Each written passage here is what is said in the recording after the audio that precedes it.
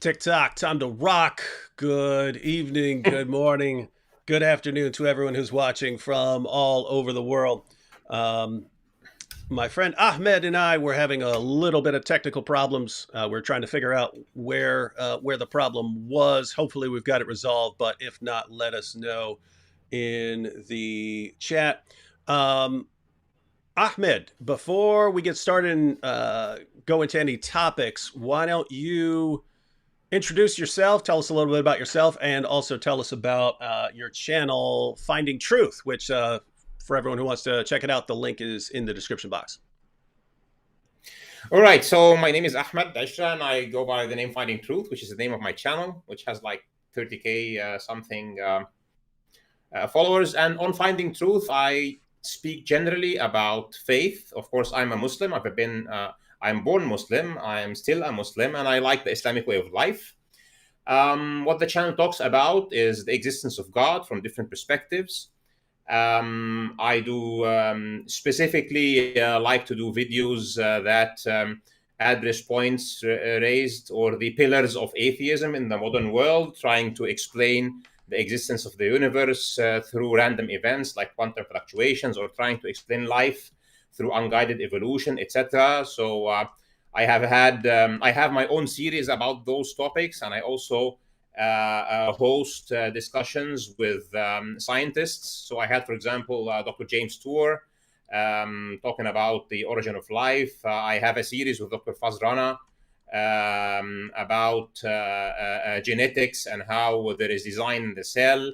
I have had Dr. Hugh Ross, for example, and others, many scientists talking about how faith and science actually go together. I also talk about philosophical topics, like, for example, Kalam cosmological argument. I had discussions with Dr. William Lane Craig, for example, about that, with Dr. Joshua Swamidas also about things related to human evolution.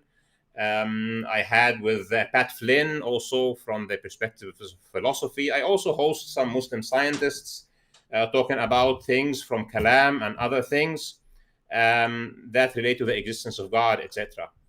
And so this is what Finding Truth is about: reconciling faith and religion from one side and science from the other side.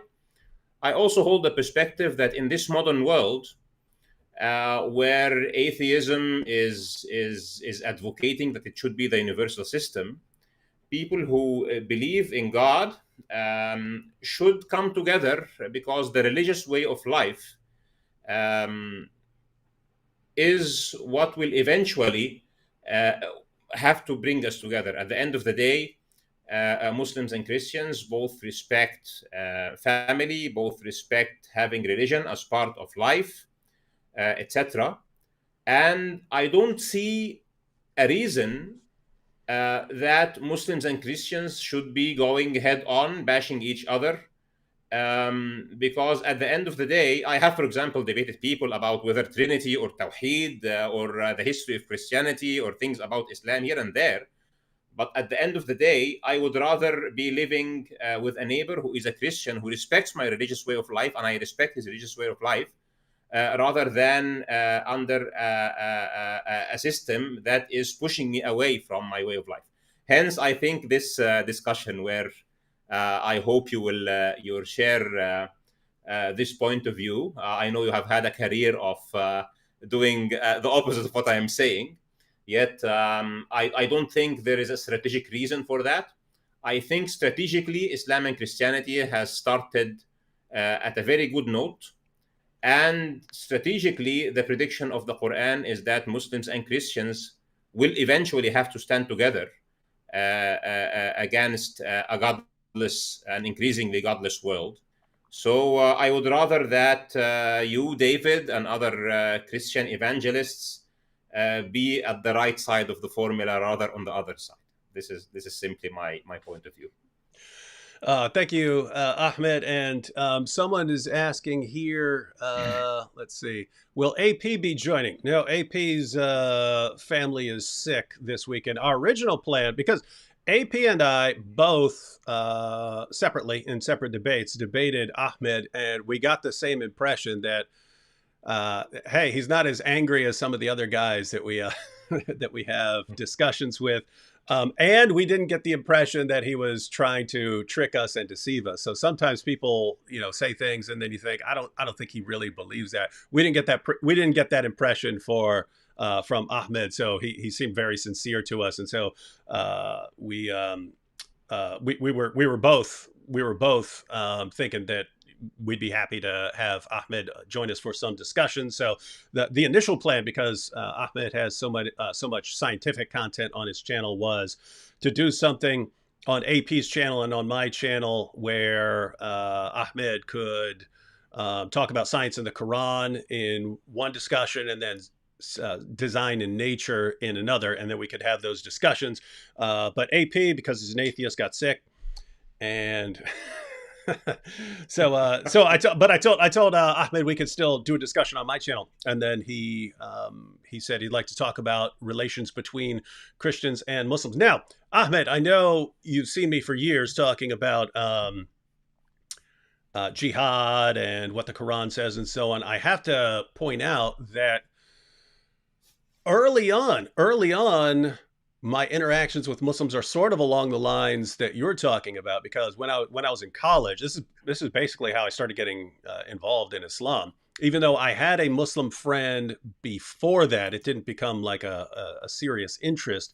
But in college, my best friend was a Muslim, and the reason we ended up being friends was we'd be hanging out with people, and the people we were hanging out with would want to run out to, go to a bar or a club or something like that. And neither one of us was interested in that. So we would end up staying back, and then we would end up, we would end up hanging out together. And as far as, even as far as Christians and Muslims, being on the same side of some issues, that was the way we were back then. In fact, I remember Nabil and I, we were walking through Webb Center at Old Dominion University, and there was it was the week where people put up tables for their organizations, and then they hand stuff out for their whatever their club or their organization was. And there was an organization there handing out bumper stickers that said, "Don't pray in my school, and I won't think in your church." And yeah, so don't pray in my school, and I won't think in your church, right? And so notice they're talking about churches. I wasn't going to say anything. I was going to walk on by, and Nabil just stopped, and he goes, "Hey, what's this mean? What's this mean?" And here's a Muslim standing in front of these girls who are handing these things out, and she's going, "Oh, yeah, I don't know. I'm just handing them out." And he's going, "No, you're handing it out. What message are you trying to share with this?" And so, but it was the same idea of, it was along the lines of, hey, if you're saying people are stupid if they pray in a school, are you saying that about me too? Are you going to say that about me if I'm walking over in the corner? And it was very interesting, because the girls would not defend what they were saying with Nabil standing there. They wouldn't defend their point. And I thought it was interesting, because here Nabil and I, and we are constantly arguing and going through books and history books and philosophy books and trying to defend our points to each other. And then you have these girls who couldn't even explain what their bumper sticker means. But we're the ones who don't think, and they're the ones who they think. And so those were actually my early experiences with Islam. And I could tell you where things started to shift. It was Nabil became a Christian after his first year of medical school. And when he did that, it was about a month. He was not public yet. He wasn't posting anything on the internet, but it was about a month into his about a month after his conversion, he got his first death threat. It was attached to his car. And once he was public, then he started getting them all the time. I'm going to kill you. You apostate, blah, blah, blah. And Part of why I got interested in Islam was just hey, my best friend had become a Christian, and it seemed to me that Muslims make really cool Christians, mainly because they have to go through a lot. They have to go through, it's a kind of a big step for a Muslim to become a Christian. And it's not like someone else who might, hey, let me just go ahead and try out Christianity for a while. It's a big step for a Muslim. So they're already taking it very seriously. And I thought, well, he's becoming a really cool Christian. Um, so that was part of why I got interested in Islam. Because notice, before that, my only interest in Islam was that my best friend was a Muslim. That was it. And he's trying to show me that Islam is true, and I'm trying to show him that Christianity is true. And Hmm. then, but after a while, people are sending him death threats, and then it became like, well, if you're, I'm not going to let him stand by himself. If you're attacking him, you're attacking both of us. So I'm going to respond here. And then once I started, eventually making videos and so on, then you start getting all kinds of online abuse. And I think the goal of the harassment and abuse that you get online is to make you not want to do it anymore. But for some people, it has the opposite effect. Like, oh, Hmm. uh, I did, I wasn't that angry before, but now you guys are really saying lots of nasty stuff, and then it becomes, we're going to kill you, we're going to kill your wife, we're going to rape your wife, we're going to kill your kids, and so on. And again, some people that will like chase them off, and they'll say, okay, I don't want to deal with this anymore. But other people, it just like makes them more aggressive towards your position. And I think that happens. Anyway, I think that happens with the people who stick around. In other words, once you start getting all the insults and the threats and the abuse, you either leave or you become more aggressive and more confrontational towards Islam. And so I think that's kind of the result of what happens online. Yeah. So, um, this is, I didn't hear this story before, but let's say that some Muslims would get angry that a fellow Muslim became Christian and he's going public with it. Why would that make you um, not look at what Islam and Christianity actually? Because I've seen many of your debates, and the way you go is like this. I don't care about the fact that there are so nice Muslims, and I care about what Islam actually says. So, likewise, um, if the strategic position of Islam is that people who believe in God should live peacefully together and come together, especially when the world is turning godless, then this is what you and me and every other person who cares about Christianity and every other person who cares about Islam should be advocating, essentially, even if there are some Muslims and some Christians who don't actually buy into this. What do you think about that? Yeah, and that's kind of the issue, because no, if Nabil had started getting threats, and if I'd gone online and people had started heaping insults and abuse, well, people do that with other things, right? I mean, nowadays you could disagree with people on anything, and they'll flip out on you and start insulting you and so on. It was more along the lines of me believing that that is what Islam teaches. In other words, looking into Islam, it was, if I had gotten the impression that the people who are calling for the death of my friend are actually wrong and that's not what Islam teaches, then it would have been okay, they're not following their religion, they're just bad people. When I go and I see Muhammad over and over again saying things like, if anyone leaves his Islamic religion, kill him, then that's why. So my problem here is not just with the person, it's with the prophet that this person believes in. So that's what I go after. Why am I going to go after, the people who are following the book and the prophet, instead of going after the book and the prophet? And where all the threats and harassment and so on come in later is, you just become more and more aggressive. You can go back to the early stuff I said, like early on, and I think these are still posted. But I used to talk about the sensitive issues like Muhammad and Aisha and so on. But I would tell Christians back then, guys, don't call him a pedophile. Don't say that. That you're not adding anything to the discussion when you say that. If you're giving your argument, give your argument. Name calling's not helping.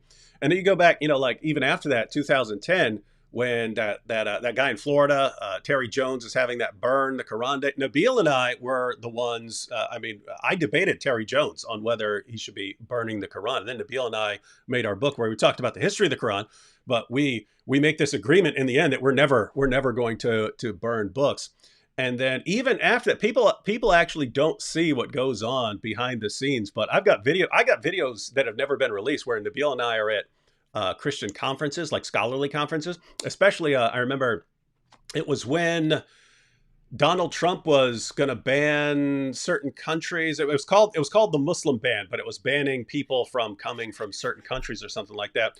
I got videos of me and Nabil at the conference, and we're the ones arguing, guys, don't just block people out like that. If you want to, try and filter out bad people at some point, then do that. But don't just block all Muslims or something like that. So that wasn't terribly long ago. So that was like during the Trump administration, and so we've never been like hostile towards all Muslims, but it's basically that connection when you see people who are calling for violence against you and your family or against your friends, and you see it as connected to this prophet and this book, that the more things that happen, the more hostile you get towards that book. And so it's funny because people there are Muslims who think of me like the devil himself, and I'm thinking, like, you guys made me. You're the ones who made me. I was and you see, like me and AP, we have massively different worldviews, but we still get along because we're kind of friendly. And notice you don't see either one of us running around going after Hinduism or making fun of Buddhism, or we're not. Let me put it this way. It's like we don't dial up our rhetoric, and we don't heap insults and abuse unless someone else is kind of starting it with us. And then we kind of adjust our level of aggression to what we're dealing with. That's the issue.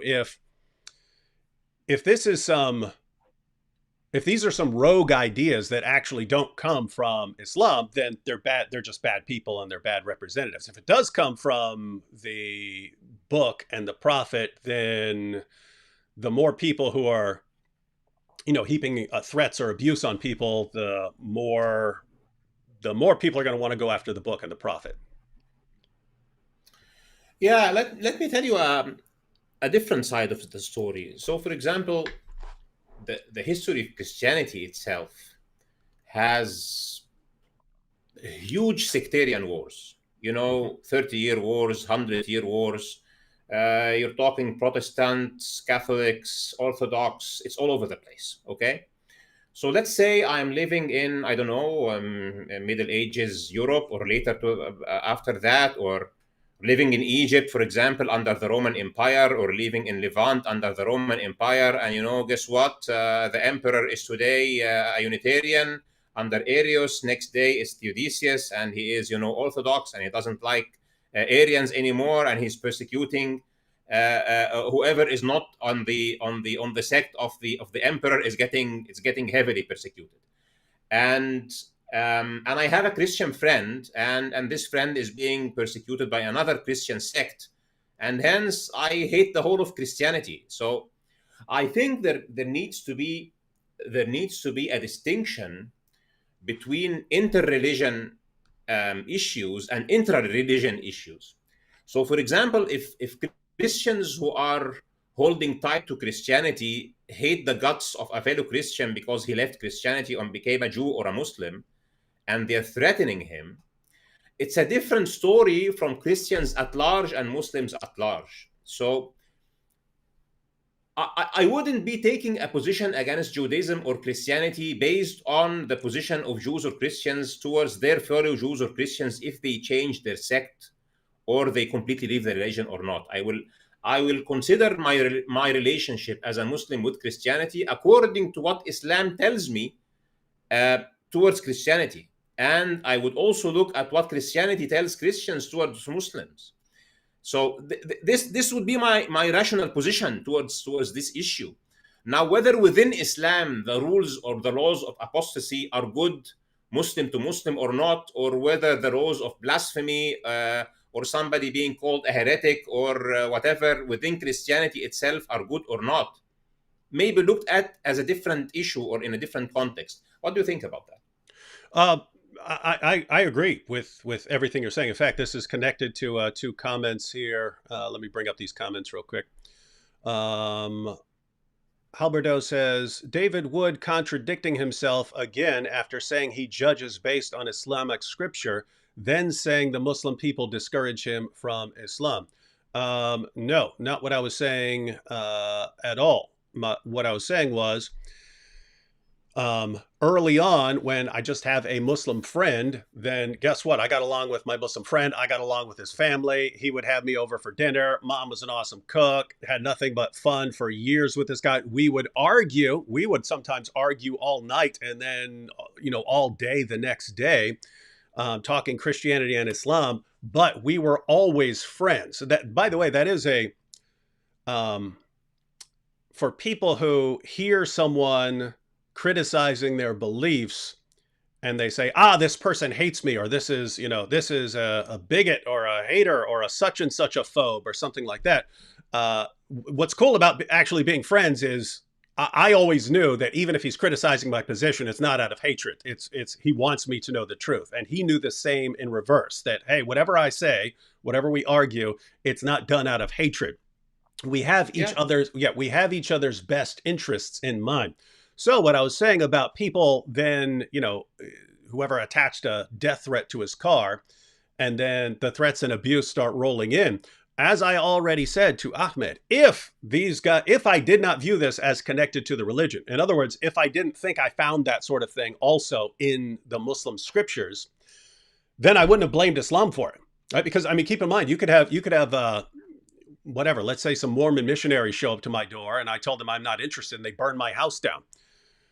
Well, there's two possibilities. Either Mormonism doesn't teach that and these guys are just crazy or violent, or Mormonism does teach that. If Mormonism does teach that, then my problem isn't just with these two guys. My problem would also be with Mormonism. If Mormonism doesn't teach that, then my problem's with these two guys, and part of my problem is that they're not following what their religion teaches. So again, this is not just, people were mean to me, therefore this happened. It's people are acting in a certain way. And as far as I can tell, and Ahmed Ahmed and I are going to talk a bit about this, and I believe it's connected to the ideology. So it's a situation where, hey, there are people behaving in a certain way, but I don't believe it's just them. I believe it's connected to their religion. So hopefully that clears things up. And then one more. Stefano says, David Wood, if we keep arguing who started it first, where is your Christian turn the other cheek? You have someone now who wants to focus on similarities. Why still stress the differences? Because this isn't just hey, let's discuss our similarities. This is what should the relationship be. So I'm going to bring up issues that I think are standing in the way of that. Guess what, guys? I would love it if we all got along. In fact, you go through. You can show me someone I interact with where they're friendly and I'm not. I'm usually pretty friendly. I'm totally friendly towards Ahmed. Have zero ill will towards Ahmed here. None. You're not going to see me get angry at all. But we will have to get into a bit of the issues here, because I agree with you, Ahmed. And matter of fact, this is a good point. So imagine you're some non-Christian centuries ago and you see Catholics and Protestants having a war. Yeah. You would look at that and you would think, oh, see, my goodness, these Christians, man. So Christianity is a bloodbath. What is this really? I don't want any of that. I want to live in peace. I don't want any of these crazy people. But then suppose you looked into it. Suppose you went and looked into it and you said, wow, I don't see Jesus saying any of this. I don't see Jesus saying anything about going and slaughtering. I see Jesus saying, uh, love the Lord your God with all your heart, mind, soul, strength. Love your neighbor as yourself, and even love your enemies. So if he's saying love your enemies, these guys are slaughtering each other. I think these guys are doing a really bad job of whatever they're doing. And so again, the question would be whether um, whether the actions of certain people actually line up with Islam. And I'm willing to grant there are all kinds of actions that don't line up with Islam, but I think the ones that I'm actually concerned about do. So why don't you share any thoughts before we actually go into it? Then I'll lay out my view of what the Quran really teaches between Christians and Muslims. And then again, everyone who's watching, this is not a debate, so we're not gonna go back and forth, and I'm gonna give rebuttal after rebuttal and so on. I'll just explain my view, and then Ahmed can take as much time as he wants to show where I'm wrong. And I'm probably going to leave it at that because there are a couple other things that I'd like to discuss here. Anything you want to add before anything you want to respond to before I? Yeah, so let me give you this example, which would be a sort of an extreme example. Okay, so at a point of time, Jesus Christ himself started preaching to the Jews in Palestine, and they thought, well, this guy is blaspheming. Okay, and according to the Gospels, yeah, they plotted that this guy has to be executed, and you know the story. And they were the community of Jews taking an action against a Jew that they thought he is blaspheming against the word of God, and so they wanted him to be tried for blasphemy and get rid of him. Now, laws about blasphemy and apostasy within the Judaic tradition may or may not affect the future relations between Jews and Christians. Okay, so at a point of time, if I don't like the laws of apostasy in Christianity, or I don't like the laws of apostasy in Judaism, or I don't like the laws of apostasy in Islam, or I would like to say that what the Jews did versus Jesus was right or wrong, or were they at the right side of their own jurisprudence or not, because there are many facets about the laws of apostasy in Islam even. This can be taken as one category, and another category, I'm already a Muslim who likes Islam, you're already a Christian who likes Christianity, somebody is already a Jew who likes Judaism, somebody else is already a Hindu who likes Hinduism. What is the strategic positions of our religions, which we are resting there in peace with, towards each other? This becomes now the question.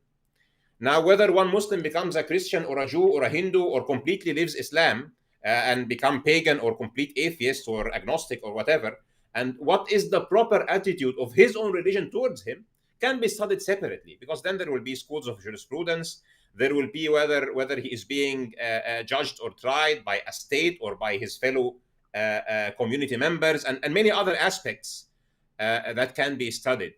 So I would, just having given this example about Jesus and the house of Israel, I think that at the end of the day, a Christian should look to Christianity as the next version of Judaism, just like a Muslim looks to Islam as the next in line after Judaism and Christianity. So the relation at the end of the day is, we all believe in God. We call him Allah, they call him Yahweh, you call him God the Father, etc. And we want to live our lives according to the religious way of life. This is the common denominator. And according to our religions, maybe in your religion you think I'm going to hell, maybe in my religion I think or I don't think that you are going to hell. Maybe both of us think that Jews are going to hell and Jews think that we are all going to hell. Doesn't make a difference, because none of us will put any one of us in hell. God is going to take this decision at the end of the day. So if God actually wants us, according to the traditions of our own religion, to live our life in a certain way, then we should look at what our religions are saying and solve this problem apart from the other problems within our religions. And in this context, um, I would like to refer to this one ayah, and then I will hand it over to you, from the Quran. And here is what it says. I like quoting in Arabic first because some fellow Muslims will be seeing this, and commenting. I'm sure many will not like that I am having this discussion with you, and I'm sure many will not like that you are having this discussion with me. But Oh, yeah, yeah. whatever. Let me, you can continue. I just wanted to bring up a quick comment along those lines because Sure. people are mentioning it. So said, imagine other Muslims will rebuke this guy for having a podcast with you. That's a thought I had as well. Basically, you're gonna you and I may have the friendliest discussion in the world, but there are people who are going to have a problem with that. And keep in mind these. It's mainly like the more aggressive Dawa types. They have to go out and make sure that the only interactions you can have with certain people are ones of hostility, and that might not be towards they might not advocate that towards Christians and atheists in general. They might say, hey, be friends for a while, but definitely with people who criticize Islam, like me and AP, you should either be heaping insults right now or not show up would be their view. So what are your thoughts on that? And then you can continue because you just mentioned that and I saw that Well, comment. I have to ask people on both sides. Would you like to watch Ahmed, bashing David and David bashing Ahmed? Is this all what you want to see? Because we all know that David believes in Trinity and I believe in Tawheed. Okay, so we can go into this discussion. Or would you like to see Ahmed and David trying to find common denominators so that Ahmed and David and other people who are Christians um, can live together and fulfill the prophecies in our religions? So, in our religion as Muslims, we believe in the second coming of Christ. We just believe he was not crucified. At least this is the mainstream, or at least that he did not die on the cross.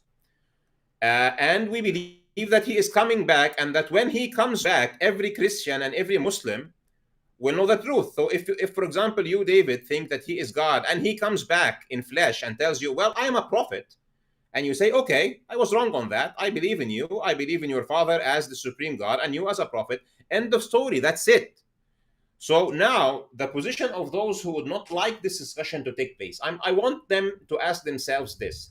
Is all what you want to see is David and people like David bashing Islam, and Ahmed and people like Ahmed bashing Christianity?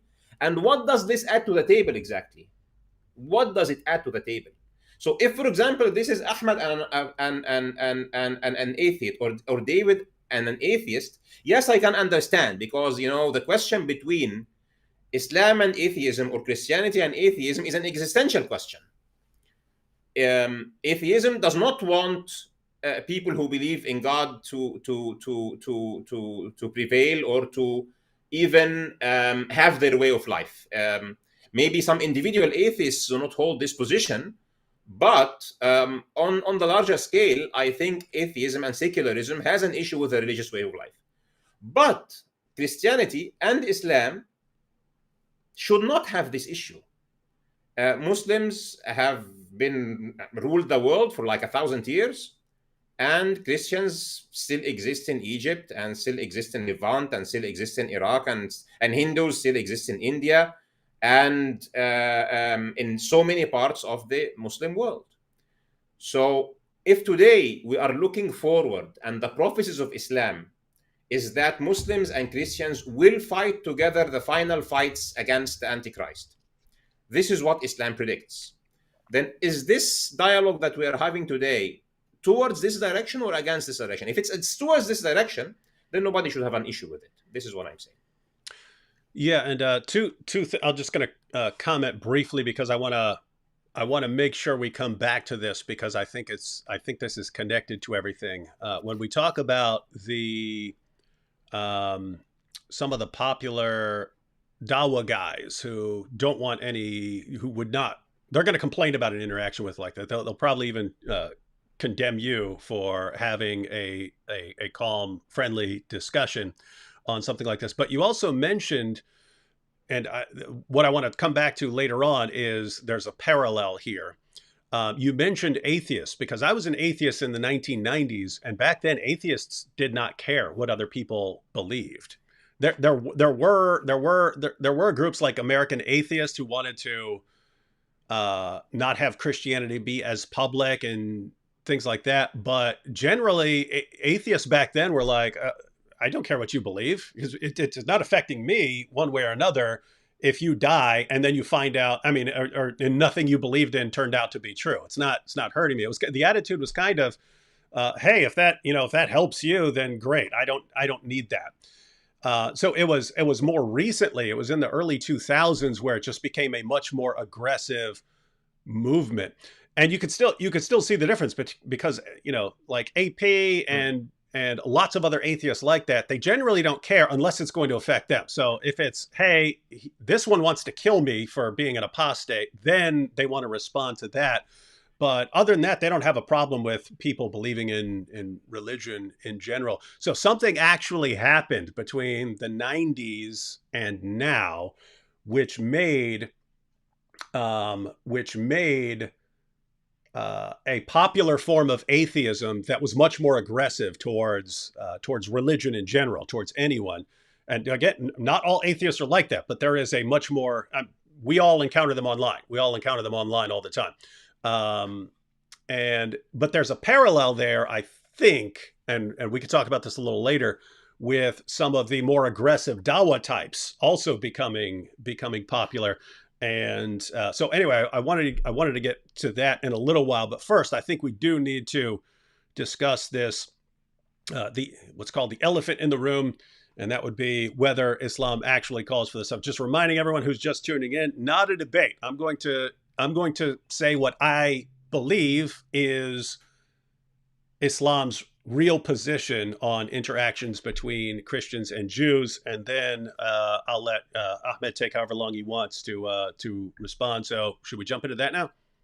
I wanted to quote this one ayah of the Quran when this matter of the objections of other groups. So let me quote this one. It's from Surah Al-Baqarah, which is chapter 2. I'm not really fond of quoting surahs with their numbers. So it's Surah Al-Baqarah, and this is ayah number 148. And it comes after the context of speaking about the changing of the direction of prayer of Muslims from Jerusalem to Mecca.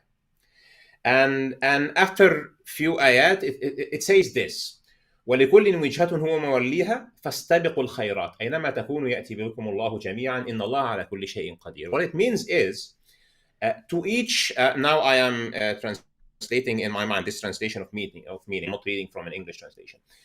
To each, I mean of those groups who have different qibla or different direction of prayer, وَلِكُلٍّ وِجْهَةٌ هُوَ مَوَلِّيهَا, to each of them there is a direction that Allah has commanded them to look at. So what is the solution? Fight about the direction that we are praying? No, the ayah says فَاسْتَبِقُوا الْخَيْرَاتِ, race in the way of good deeds. Now, to whom is he speaking? He is speaking to people of the book and to Muslims, to people who have their direction of prayer towards Jerusalem, in this specific context, Jews, and to Muslims. And what is he saying?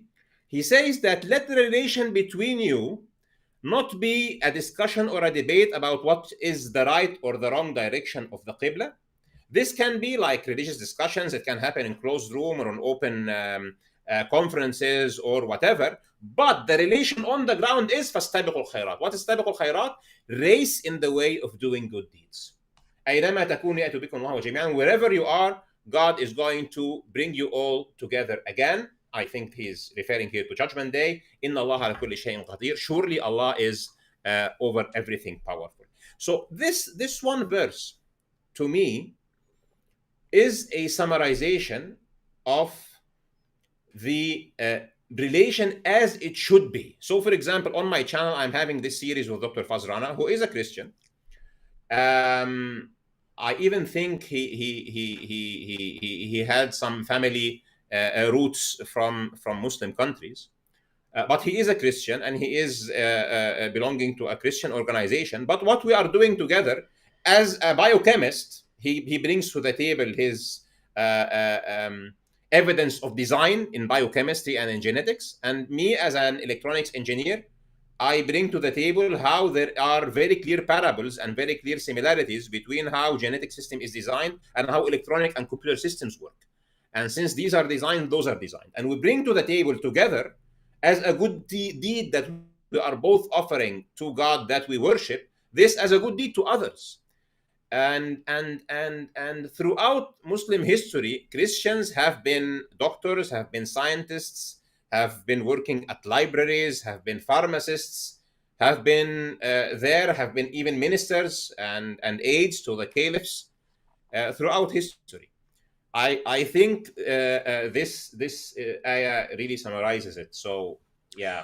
Could you there's one that's actually got some similarities to what you were just saying. Could you check out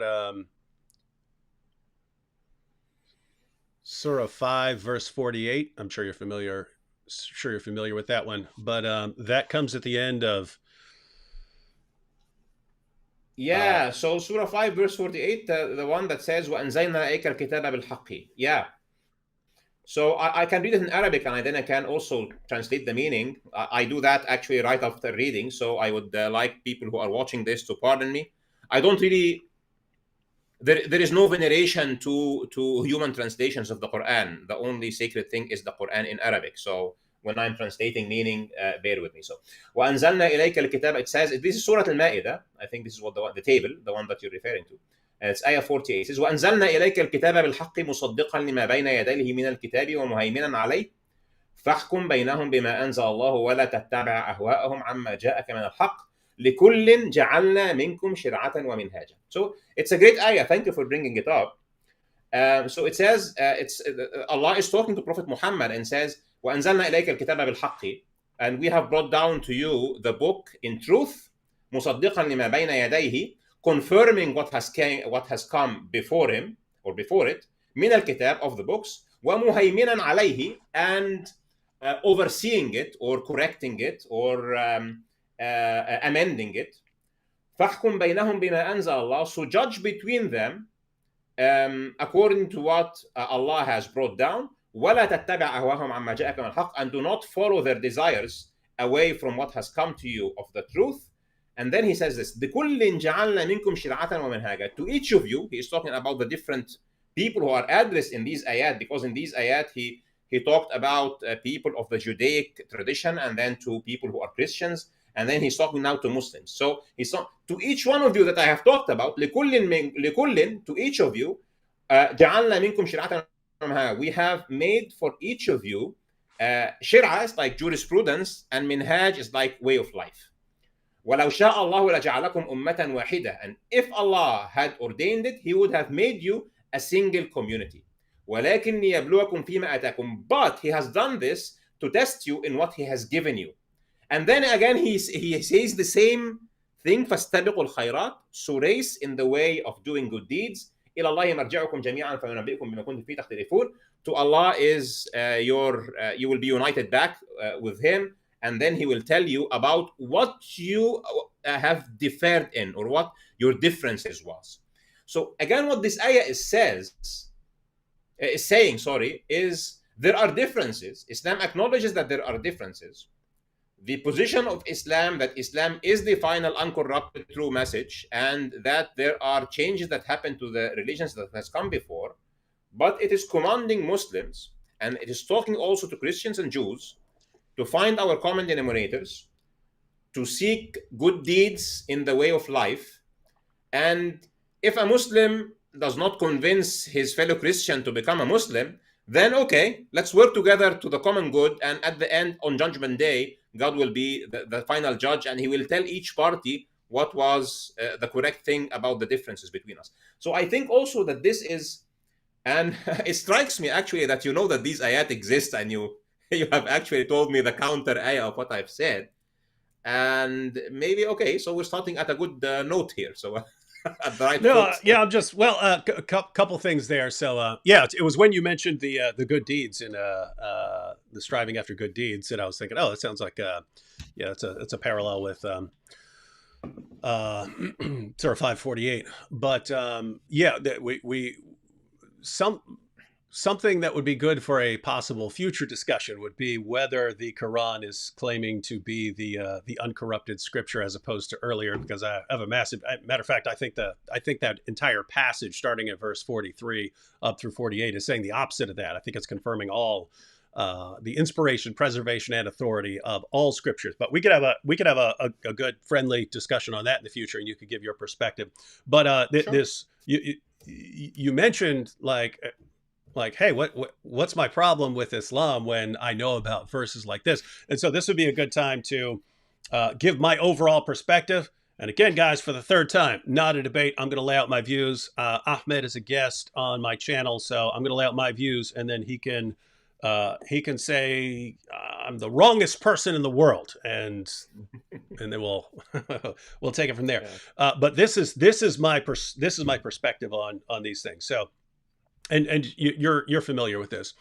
So my view is that the rules of the Quran, the rules that are laid down in the Quran, were basically always doing what seemed to be in the best interest of the Muslim community. So when Muhammad was the totally outnumbered, persecuted prophet in Mecca, the revelations he's receiving at that time are along the lines of, hey, God's going to judge us, but we don't need to be terribly we don't need to be killing each other over this stuff. And so there was no fighting during the Meccan period. There wasn't even fighting in self-defense. It was just hey, God's going to judge. Then Muhammad moves to Medina. He forms some alliances, and that's when we start getting the revelations about defensive jihad. That now you can fight those who are oppressing you, persecuting you, even criticizing you in certain ways. You can actually fight back against these people. And lots of Muslims go to passages like this and say, "See, this is just calling for fighting in self-defense." What I mean, who objects to self-defense? But those weren't the final marching orders, because Muslims were later in another situation where they were the most powerful force in Arabia, and that's when we get the revelations, Surah 929, which we talked about in previous debate. Fight those who do not believe in Allah. And it goes on, when do you fight them? Till they pay the jizya with willing submission and feel themselves subdued. But that command there is very different from certain earlier revelations, which were along the lines of fight people who are attacking you, fight people who are oppressing you. Now it's fight those who do not believe in Allah. And we find the parallels in the hadith where Muhammad says, I've been commanded to fight people until they say there's no God but Allah and Muhammad is his messenger. Jews and Christians would, of course, have the option of paying the jizya. But he says he was fighting because of what people believed, And so saying I'm fighting you because of what you believe is very different from saying I'm fighting you because of what you're doing to me or because you're attacking me. So as far as verses like Surah 5 verse 51, don't take the Jews and the Christians for friends or allies or protectors, or however you want to translate that. And as far as Surah 5 verse 48, that hey, we're all okay. Let's use our religious differences to sort of compete with each other in doing good things. Certain things that seem to be friendly-ish interactions between Muslims and non-Muslims, they seem to be in that transitional area where it's starting off, and we've discussed this before, it seems to start off as if Muhammad is thinking, hey, it's me and it's Jews and it's Christians, and we're all united against the polytheists and the people who are opposed to monotheism. And then the Jews, vast majority of Jews, there were a couple of exceptions, but the vast majority of Jews reject him as a prophet. And then it becomes, well, it's Christians and Muslims together against Jews and polytheists. And then by the time you get to Surah 929, it's Muslims versus everyone else has to be subjugated. So I'm looking at that, and I just have to point out before turning it over to you, this isn't just a David Wood distorting the past. There are Muslims who interpret this exactly the way I've just interpreted it. AP and I were watching a video once from Sheikh Asim al Hakim. And Sheikh Asim al Hakim said exactly what I just said there. He was saying, hey, Muslims, because Muslims aren't strong enough right now to take on the world and conquer everyone, we should be in a state of preparation and defense. Yeah, we fight, we can do things defensively, but we're not in a position for offensive jihad. And he said, but so we need to be preparing right now, and maybe a few decades down the road, that's when we'll be able to go door to door, offering people the three options. You can convert to Islam, in which case you're okay. You can pay the jizya, in which case you're okay. We'll leave you to your religion. Or, and this is how he put it. He says, and he says, if you don't accept the first two options, what do you want me to do? But notice he's saying the same thing that I'm saying, that it depends on the status of Muslims in a community, that once you're the strongest force, then you violently subjugate everyone around you. And again, this isn't just me. I have in volume 9 of the Darus Salam edition of Sahih al-Bukhari, volume 9, at the end, there's an appendix that brings everything together, because Muhammad said lots of different things in lots of different contexts about jihad and fighting and so on. So in order to organize what the Quran and the Hadith say, the guy who's he was the Grand Mufti of the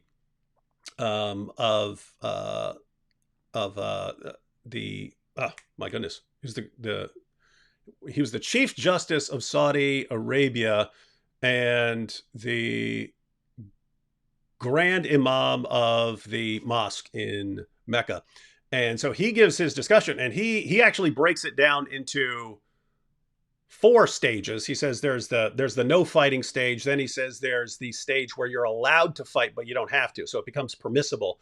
Then there's the stage where you have to fight. You're obligated to fight in defense. If someone's attacking the Muslim community, then you have to fight. It's not permissible. It's required. And then there's the offensive jihad stage. So it's a situation where you've got these different stages, and so whatever perspective you have, you can always point to something in the Quran and say, "See, this agrees with my perspective," because it evolved over time. So I'm looking at what are the final marching orders, and the final marching orders seem to be, and this is a concern, the final marching orders seem to be, once you are in a position to subjugate opposing groups, then you subjugate them. But if you're not in a position to subjugate them, then you could be friendly. And so you're here saying, "Hey, we should be friendly." And keep in mind, I'm not saying this is why you're saying we should be friendly. I think you actually believe that we should be friendly, and that's your understanding of the Quran. But as far as what Islam teaches and what certain Muslim scholars would believe, there are definitely some scholars who are interpreting Islam very differently from you. They're interpreting it how I'm interpreting it, namely that the real final marching orders are, once you get a chance to subjugate, then you subjugate. Until then, you can be friendly, but it's not a permanent, long-lasting friendship. It's not permanent, long-lasting getting along. It's just keeping everyone at bay while as Sheikh Asim al-Hakim, once you build up your strength of your community, then once you're at full strength, then you go out and subjugate. So 2 things. Again, you could take as long as you want to argue that I'm interpreting this incorrectly, but also please, if you get a chance, address not specifically, but why are even, if you're right about what Islam teaches, why are even prominent Muslim scholars getting this wrong? So I hand it over to you, sir. Okay, so you have raised some good points, and let me tell you this. Okay, now we have I'm not sure if we should call it that or not, but the doctrine of abrogation, I think, is what you are referring to, naskh in Arabic. And now the doctrine of abrogation itself, or this line of thought, actually, I think it is being abused in the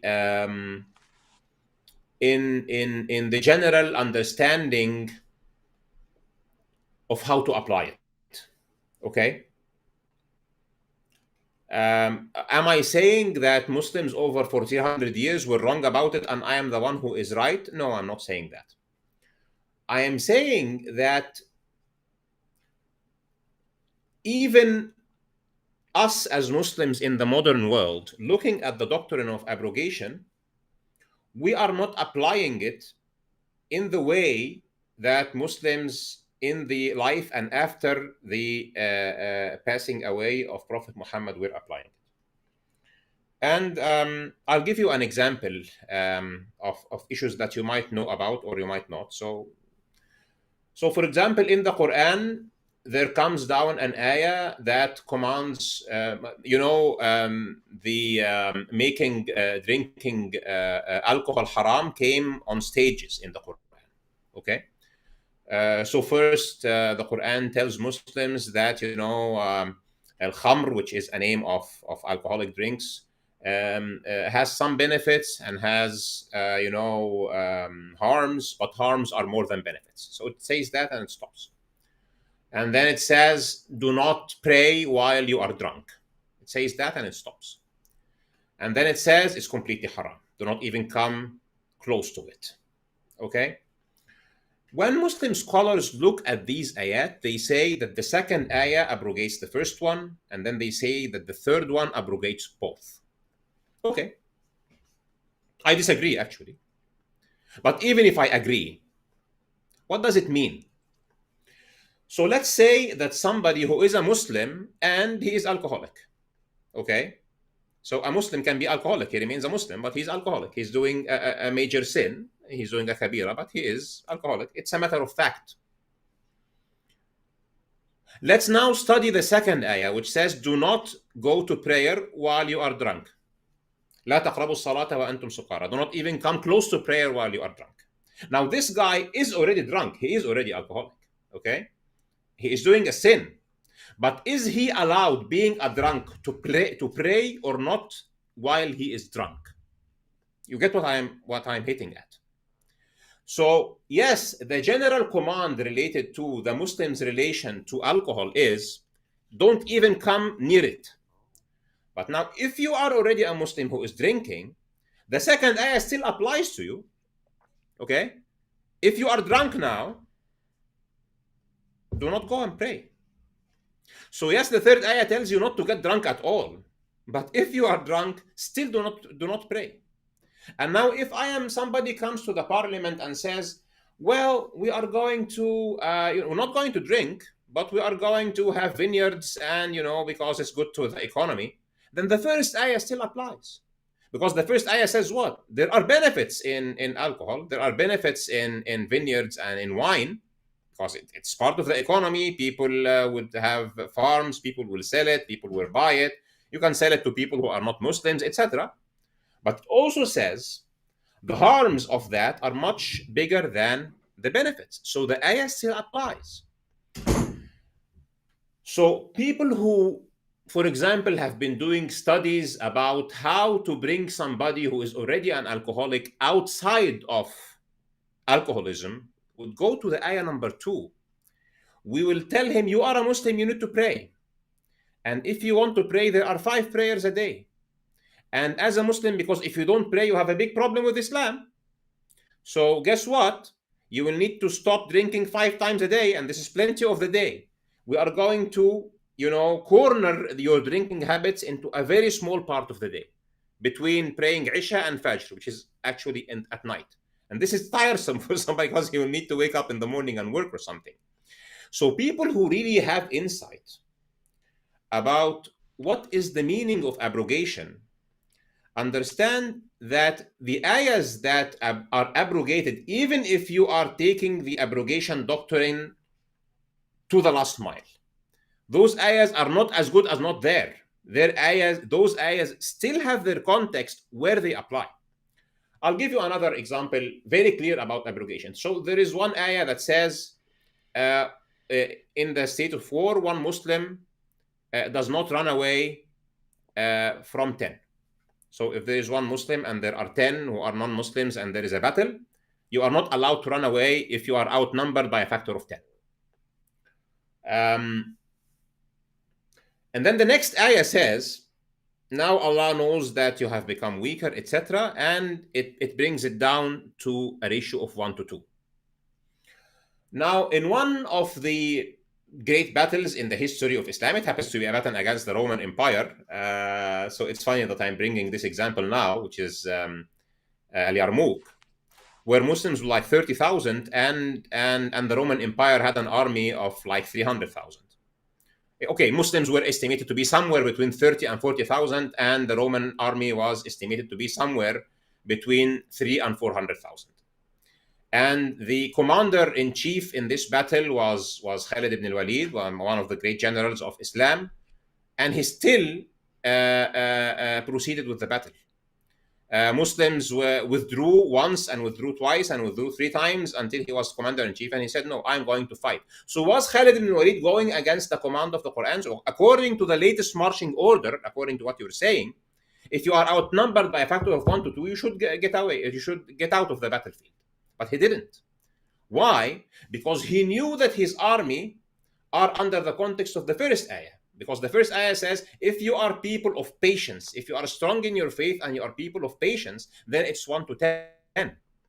So while this pair of ayat are almost universally accepted as a case of abrogation, it is seen like this. The early Muslims have understood abrogation as bringing to the general context something else, and that the abrogated ayah still remains in its context, unless the general context applies and takes it out of its speciality.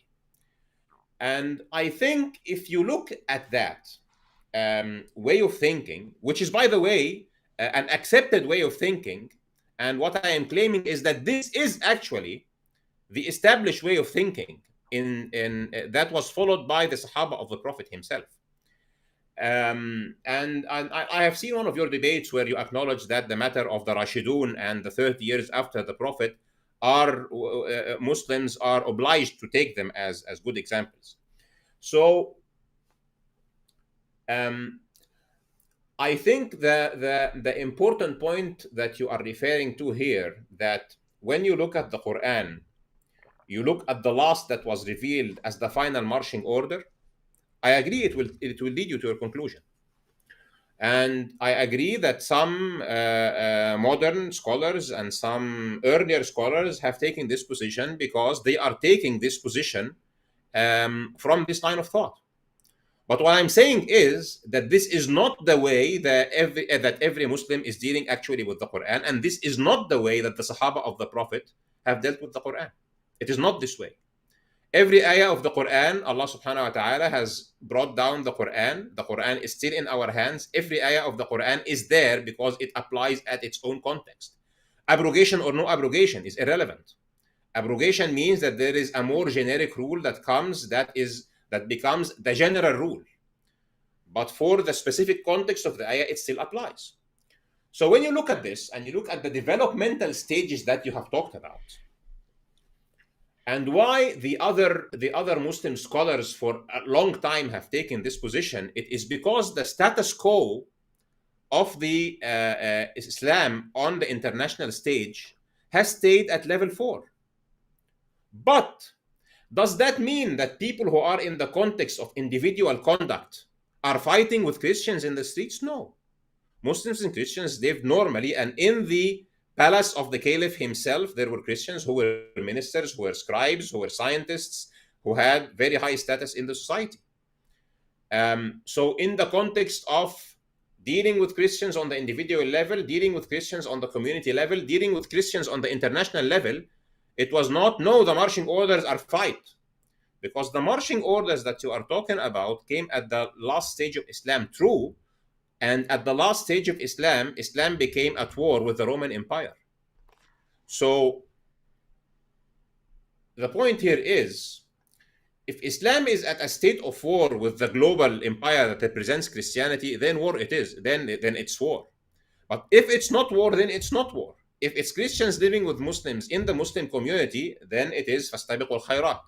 If it's Muslims living with Christians on their land, then it is okay, we are there under a covenant of peace and nobody should break this covenant. You can call it a visa, you can call it somebody has let me in, so I should respect the country that I am in, etc. So if you look to that context, I think the problem here starts from this expression that you have used. What are the final marching orders? So once you take this perspective, then things will be like domino and you will reach a certain resolution. But the real question is, are those quote unquote final? And are they marching orders? Or this is at the pinnacle of, or at the final stage of Islam, where for the first time, you know that the conquering of Mecca happened just 1 year before, give and take, before the Prophet passed away. The messages that Islam has sent out to every kingdom close to it was very close to that. The matter of representation of Islam at a level of a state that is starting to have a place on the global map was at that time, and it only lasted for almost 1 year in the final time of the Prophet. But now when we go to what happened in the time of Abu Bakr and Umar and Uthman and Ali, and see how they applied the ayat and how Muslims applied the ayat, what we will see on the ground is essentially that Muslims have applied every ayah of the 4 stages in its own context, without saying, no, the marching order is, subjugation or whatever. So this is the first thing. The second thing is what subjugation means. So I think even if you take subjugation as something that Islam wants to apply, I think that, quote unquote, what subjugation means in Islam is a very benevolent and mild flavor of subjugation. So you have subjugation like the Roman pagan empire at a point of time, where if you are not pagan, if you don't believe in, I don't know, Apollo, then you are dead, okay?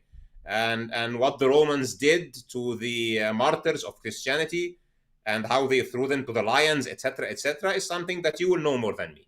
This was the kind of subjugation that the Roman Empire was talking about. The kind of subjugation of other cultures, whether in India, in China, in Persia, in Egypt of the pharaohs, etc., is our way or the highway. No coexistence. So Pharaoh said to Moses and people of Israel, you are either going to be our slaves or we'll just keep killing you. So, okay, get us out of Egypt. No, you are not getting out of Egypt. You will just remain slaves here. This is the kind of subjugation of Egypt of the pharaohs. And this is the kind of subjugation that was prevalent all over the world, including in Arabia. What the Arab pagans wanted is our way or the highway. There is no discussion. Okay, you're re-preaching the Abrahamic religion, but your version of the Abrahamic religion is not our version of the Abrahamic religion. So subjugation in our book means we are going to encircle Medina and kill everybody inside Medina. That's it. And when you look to that model of subjugation versus the model of subjugation, if we can call it subjugation at all, of Islam, what it is essentially is you just become a citizen of the Muslim nation and you pay taxes. Which, when you look even to the modern secular world, is okay, then every country today is subjugating its subjects because everybody's paying taxes. And even if you look to the kind of taxes that were required from people who are not Muslims, it is way, way, way, way, way less than what a typical Muslim pays in zakah. So the second thing is what subjugation in Islam is not really subjugation. It is just respect to the state. Now, the third thing, if Muslims are at a position of power, what are they going to do? Muslims at a position of power was a status already in the world at a point of time. So what would Muslims say? They will say, we want the world order to implement the model of justice that is in Islam. Um, so if you are a nation that is close to us, we want to tell people about Islam. And as a gesture of your acknowledgement to this, we are either going to have peace and you subscribe to this world order, or you would like maybe to join Islam, or there is a kind of fight or a kind of war that will take place. Let's look at the model that was there between the Roman Empire and the Persians, for example. Just before the emergence of Islam, you will find that the Roman Empire that was Christian, when it was victorious over Persians, Persians paid jizya to the Roman Empire. And when the Persians were victorious over the Roman Empire paid jizya to the Persians. So the matter of the fact is, look at what is happening today. At the end of the day, the whole world today is paying jizya to the United States of America, because it happens that the US dollars after World War II became the world currency. So the Fed is printing dollars and everybody else is using dollars, and their currency is worth nothing except versus the dollar. So this is actually a very aggressive way of paying tribute to the United States being the leader of the world and essentially the spinal cord of the world order. Everybody needs to subscribe to the United Nations and pay his contribution to it and to its organizations, and use the US dollar as the world currency.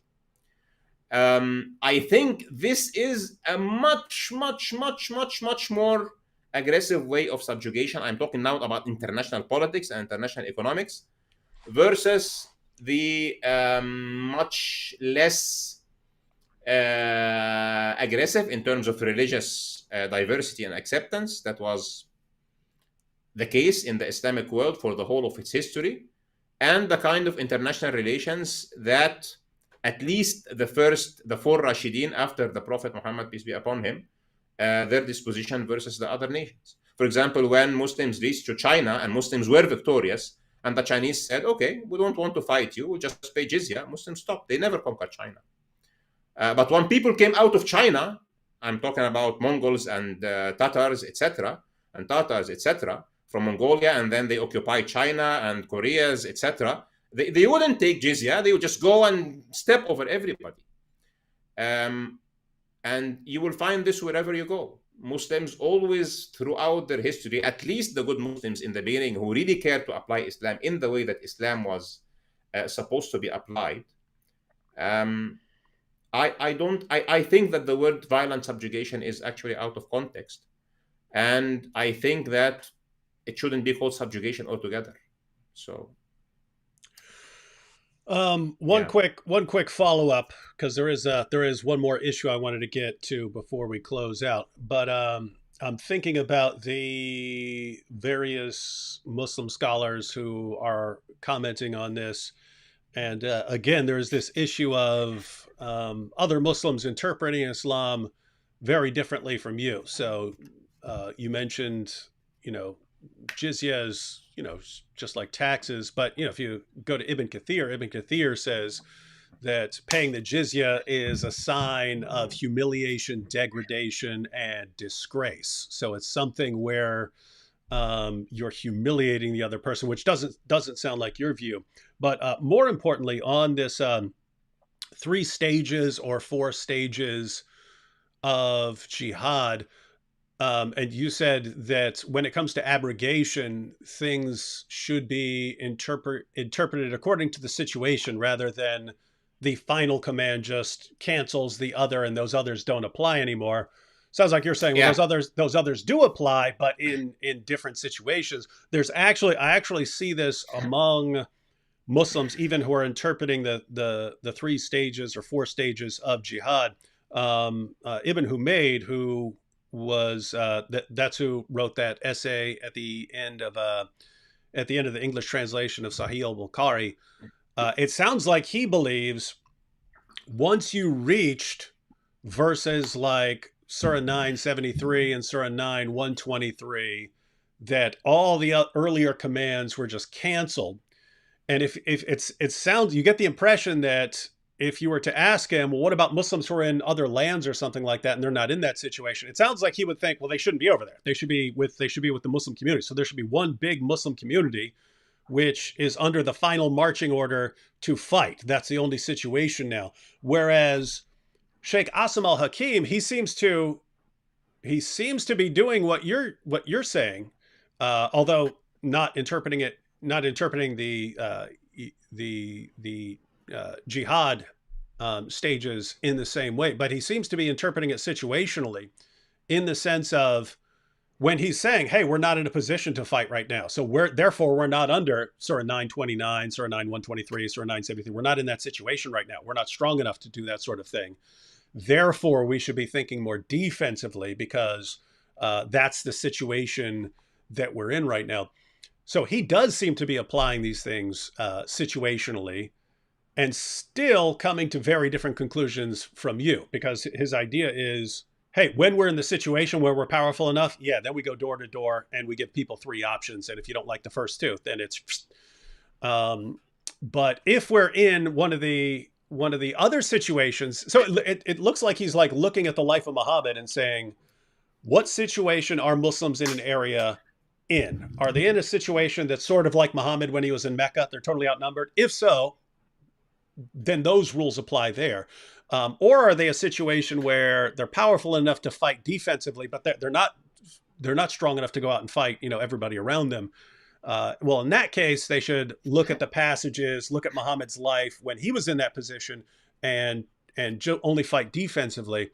And it looks like he thinks, well, once we get to a position where we're strong enough, yeah, then everyone has to convert, pay the jizya, or die. So you've already discussed everything. Just your perspective on that. Mainly Muslims who are kind of interpreting it, like you said, situationally, but they're still coming to a conclusion where, like, the ultimate goal is to go out and subjugate. Yeah. So let me tell you this. So let's say that let's say that we are back to the time of the caliphs now, okay? And there is a person, a Muslim, who is a soldier in the Islamic army. So the ayat that are talking about jihad, etc., etc., etc., will apply to him when he is at a state of war. And this is the same military creed that, for example, any soldier in any country, including the United States, will have. What does it mean that you are a soldier in the army in the United States or any other country? You are trained to kill people, because you are being used when there is war, and in war you are either killing or being killed. There is nothing in between. So you will find the ayat that are talking about state of war in the Quran. It is actually addressing soldiers, actually addressing people who are in the battlefield. And the language that will be used there will be not so different than the language that is used in the military book of the United States or the United Kingdom or the Roman Empire or the Persian Empire about what you should do in the battlefield, except that it is not acceptable in Islam to go outside the ethical rules and the value of humanity. You would not be, throwing napalm on people just because we are fighting Vietnam. You'll not be throwing orange chemicals. You'll not be committing genocide to people just because you are fighting them, like what the Mongols did or the Tartars did or other nations did. It's not permissible. Islam did not commit these kinds of massacres. But at the same time, the verses that are related to the individual conduct between Muslims and Christians, they apply. At any point in history, when Christians became at the ruling point in the Roman Empire, and the Christian culture, regardless it was the Aryan dialect or the Orthodox or the Catholic or whatever, was in a position to say, okay, now Christianity will set the rules. Now the idea about the good values of Christianity should set the rules on the world stage. You are the Persian Empire, you are the second power. When we are victorious on you, you will pay us taxes, as simple as that. Now, what is happening today in the modern world is that the secular movement is saying what is good in terms of secularism, what is good in terms of atheism, what is good in terms of naturalism, which starts from the point that humans are just animals, should be what is governing the value system of the world. So if you are a Christian and you don't like the rules, well, guess what? You will be branded a bigot, or you are branded, or a Muslim, you'll be branded this and that, and bashed. And if you do not want to sell a cake to somebody who will be putting special colors on it, we will remove your license. Islam doesn't do that. Islam just tells you if Islam becomes the world power, then essentially at the end of the day, what will be the equivalent of the United Nations will be following the rules that Islam values as the good rules of governance. And other nations will need to pay homage to those rules. And however, they will not have to be Muslims. They will not have to be Muslims or die. And they will pay a very small tax compared to what Muslims are paying. And Muslims will actually be obliged to defend this system, and others who are paying this tax will not be obliged to defend the system, which is completely different, for example, from what the Roman Empire and the Persian Empire and other empires over history were doing. So if you are under the Roman Empire and the Roman Empire wants you to fight for the cause of the Roman Empire, you would rather fight, or you will be, brought into chains and forced to fight. Muslims don't do that. If you are paying jizya, which is a kind of tax to the Muslim nation, you are not forced to fight for the Muslim nation. And if you choose to fight for the Muslim nation, then you will not pay the tax. So I think, David, if you look to it this way, I don't have a problem to bring to the table somebody who is saying something to the contrary of what I'm saying, and then I will ask him, please bring me evidence from the life of the people who actually knew Islam better than me and you. So if somebody says, well, Muslims shouldn't be there, shouldn't be living, so how did all the Muslims in East Africa, in East Asia come? Where did they come from? How did Malaysia and Indonesia and Philippines and come into Islam? It came into Islam because there were Muslim traders who were going there. How did Muslims happen to appear in Madagascar and Somalia, etc.? These places were not conquered by any army. Muslims went there and lived there and dealt with those people, and those people became Muslim. So no, nobody can claim that no Muslim should be living in a Christian or a non-Muslim country. Muslim lived in pagan Africa, in Hindu and Sikh and Buddhist Asia. They went there for trade. They established their trading stations, and they were so good to those people in their dealings that hundreds of millions of those people converted to Islam. And at this point of time in history, only 20% of Muslims are speaking Arabic language, let alone Arab in race. So 80% of Muslims are from non-Arab tongue, and much more than that are not from Semitic origins. So I don't know if somebody would come to the stage and say, well, Muslims should have this position, and Muslims who are living in other places who are not Muslims should not be there at all. What's your evidence? This would be my response. Yeah, couple things. Might be good to at some point. I don't know if you're familiar with Robert Spencer's book, The History of Jihad. Might be good at some point in the future, if you're interested, to check out that book and have a discussion with Robert Spencer on. Could be, well, it'd be a bit much to talk about the entire history of jihad, but even if you wanted to talk about the early years of the caliphs and so on, yeah, I think we're coming to a different perspective on the spread of Islam. But right now we're talking more about what Islam teaches. And I just before jumping into one last final thing, I wanted to point out that even though I'm interpreting this in light of abrogation and stages, as many others have over the centuries, I actually believe there's a way, even using the same method of interpretation that people like Sheikh Asim al-Hakim and Ibn Humayd and so on are using, that could get you to something along the lines of what you're talking about, but even using their methods. And that is, I would argue it like this. So if I were a Muslim and I were aware of all this, and I still wanted to argue that, hey, we should, get along as, as peacefully as possible in the world today, I would argue like this. I would say, look, if you look at what Muhammad did when he was in Mecca, and he was the Muslim community was totally outnumbered. He did what was in the best interest of the Muslim community at that time, and that's what he ended up doing, and that's what the revelations were about. And then later, when it was fighting defensively, well, then they had to deal with people who are persecuting them or criticizing the community, and so there he did what was in the best interest of the Muslim community at that point. And later, if you're in a position where you can actually take control and enforce Islamic law, then that's what's in the best interest of the Muslim community at that time. So the underlying principle, this is not my position, I think someone could argue this and reasonably argue this. The real underlying principle in all of this is what's in the best interest of the community at that time.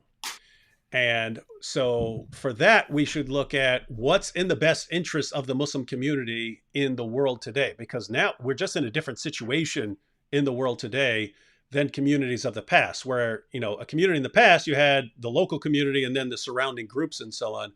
Whereas now we're trying to function as a planet because everyone's connected to one another through the internet, or because, people are traveling, migrating and so on. And so I think you could argue that since the underlying principle of everything is do what's in the best interest of the Muslim community, that, well, it's just not in the best interest of the Muslim community to be hostile and aggressive towards all the other groups. Like, it's bad. Like, even if it's like Pakistan, where Muslims are the majority, abusing Christians is not in the interest of the global Muslim community. It's bad. It makes people more hostile and aggressive towards Islam.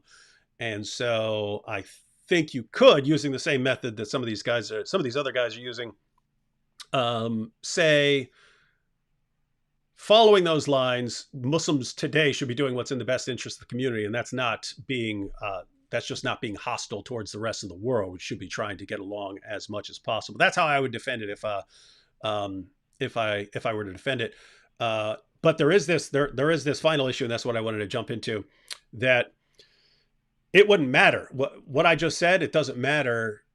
You and I seem to be like dinosaurs in a sense of where we're going extinct as far as us having this conversation. Lots of other groups right now seem to be too hostile towards other people to have any sort of calm, friendly discussion. And so this ties into what I mentioned earlier, that you have, well, how do I put this?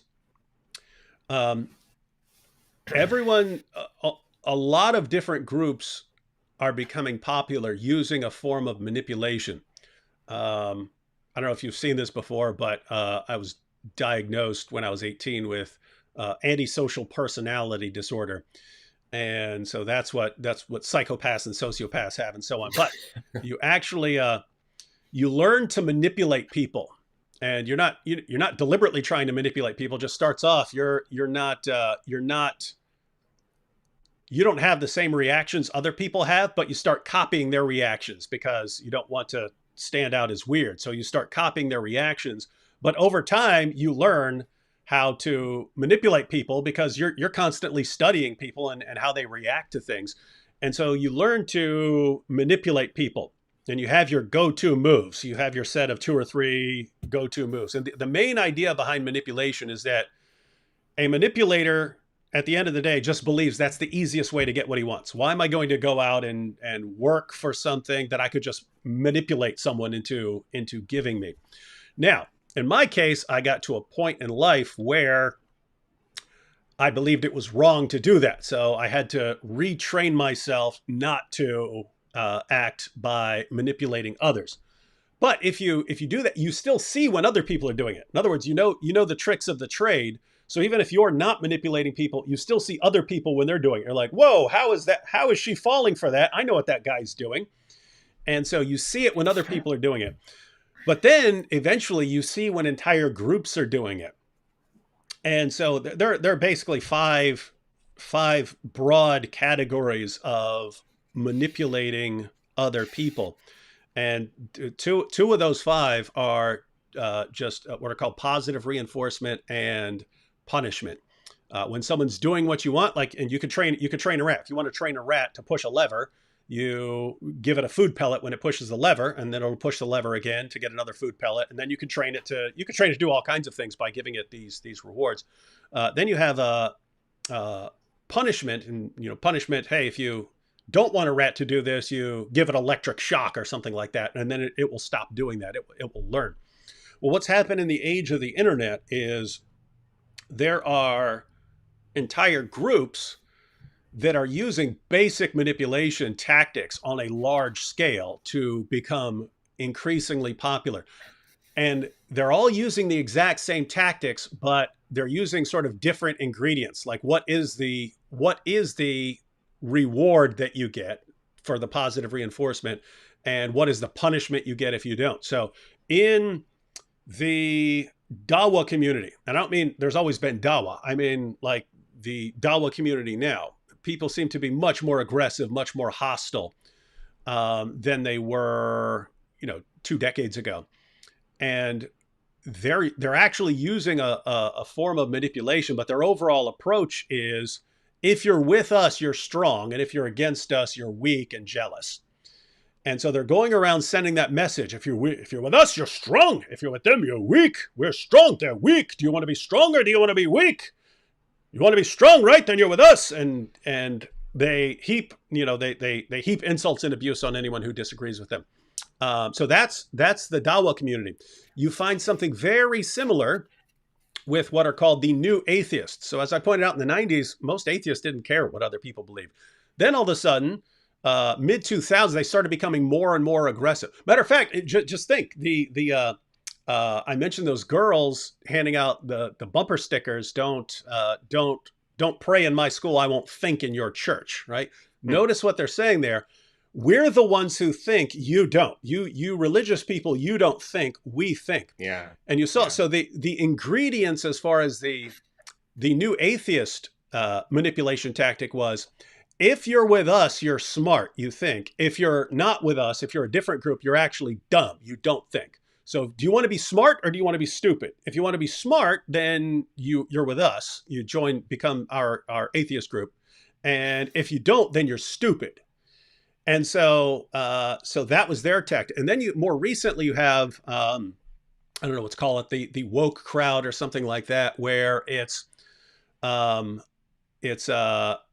hey, if you agree with us, then you're good. And if you don't, you're a Nazi. You're a Nazi or a fascist or something like that. So you want to be a good person, a good progressive person, or do you want to be a Nazi?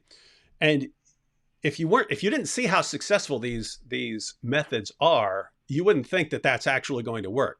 But these tactics are massively successful, especially with young people. You could do anything. Like I'm wearing a watch right now. Someone is wearing a watch, and all of a sudden, a bunch of people in a school with school age people started saying, only stupid, idiot, weak losers wear watches. Guess what? People are going to stop wearing watches. They're just going to do it. People fall for that sort of thing.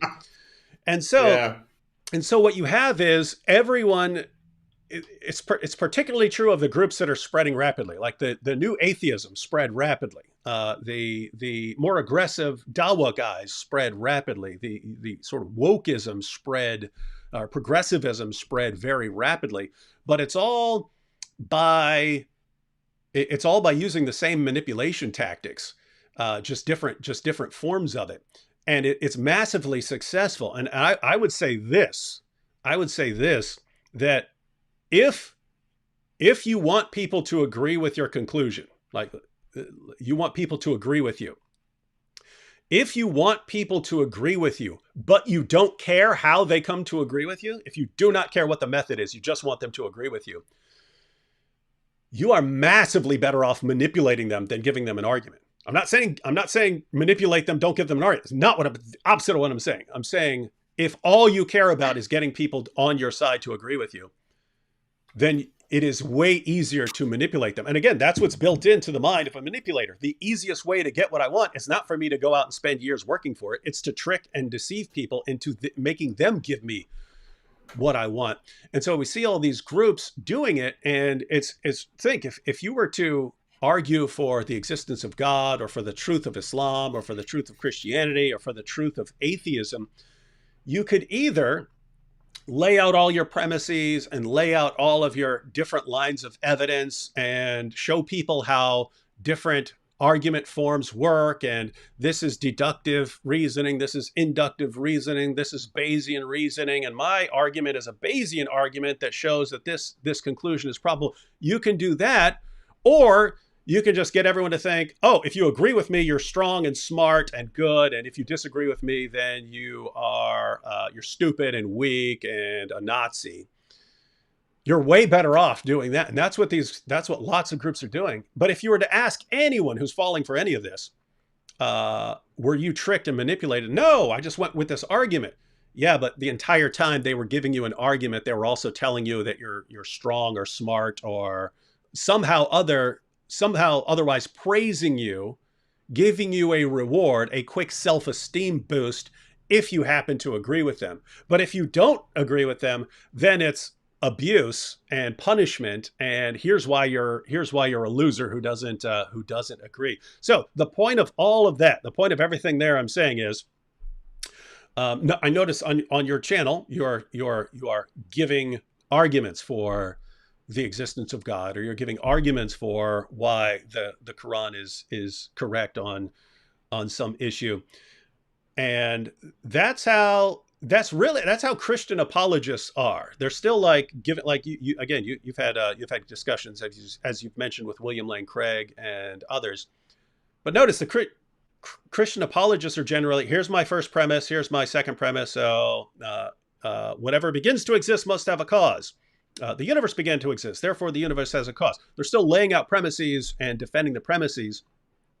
Meanwhile, there's this mass manipulation process going on, and everyone is being brought into some group that once you're in the group, then they adopt these cult tactics where you're not allowed to have any sort of interaction with other groups. Like when me and AP have a discussion, we'll actually get angry comments from atheists. AP, what are you doing talking to him? He's a Christian. How dare you? How dare you? You.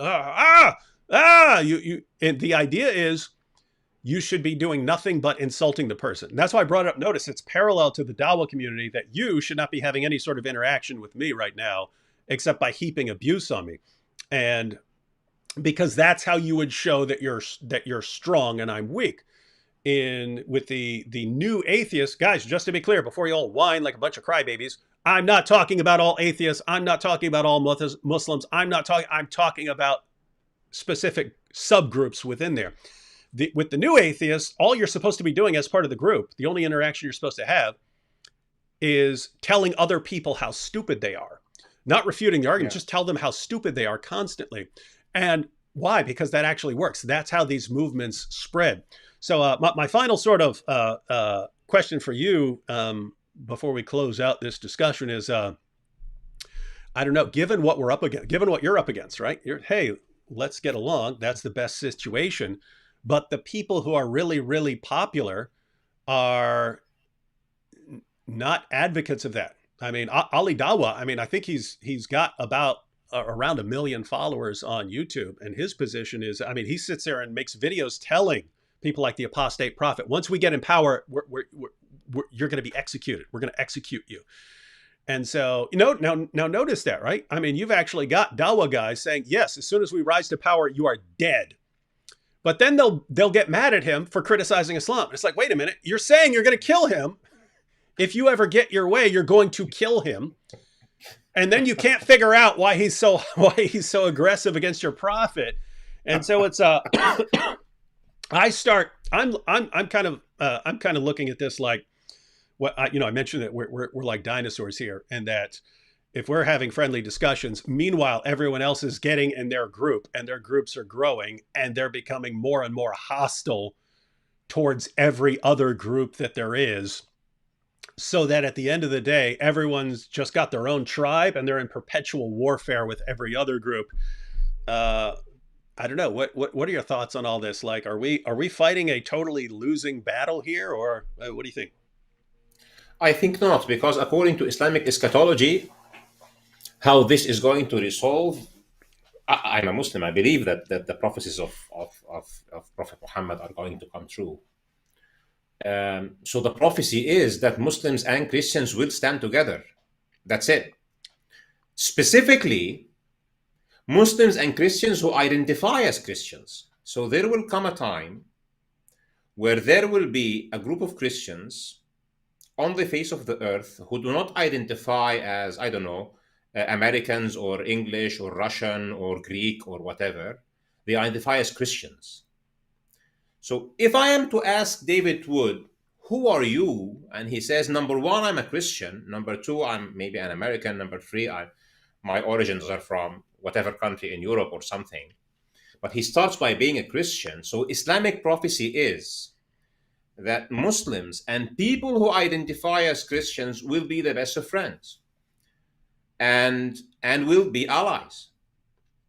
And for those Muslims who don't know what I'm talking about, they can refer to the ayah that I quoted to you the other day in our discussion over or a debate on modern day debate. وَلَتَجِدَنَّ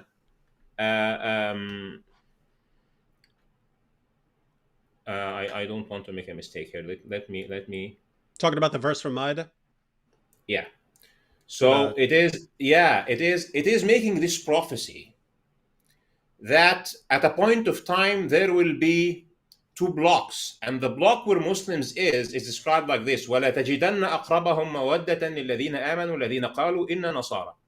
And you will surely find, and this is talking in the future sense, those who are closest in affection to those who have believed, and those who have believed here are the Muslims, who? Those who say or who identify as, we are Christians. And actually, it uses the word Nasara. The word Christian is not used in the Quran. It uses the word Nasara, and Nasara means those who have come to the support of Jesus. Why? ذلك بأن منهم قسيسين ورهبانا وأنهم لا يستكبرون. The reason for that is that they have among them people who are priests and monks, and that they are don't have the attitude of being arrogant, that they are not arrogant people. So you need to look. If David is somebody who venerates the Christian priest, who venerates the institution of monasticy, and who venerates the personal disposition of not being arrogant, of not telling everybody that they're stupid because they are not of his cult, who accepts that there are others on the face of the earth who deserve to have their own way of life, especially if this way of life is the religious way of life, then what I'm saying is that the destiny of Ahmed and David and every person who identifies as Christian and every person who identifies as being of الذين آمنوا, those who have believed as a Muslim, our destiny is that we will have to stand together at a point of time in defense of the religious way of life. And if somebody is looking at the world stage today and does not recognize that this day is coming sooner or later, and probably sooner rather than later, then, pardon me, you need to wear glasses. It is obviously coming. Why? Just because of the thing that I was talking about. Whenever there has to be, at any point of time in history, there has to be a dominant culture. What did Jesus tell his disciples? He says at the end of the gospel, he says, go and teach the gospel to the end of the world, right? This is what he said. And they started going to the end of the world, trying to teach the gospel. What happened? They became persecuted.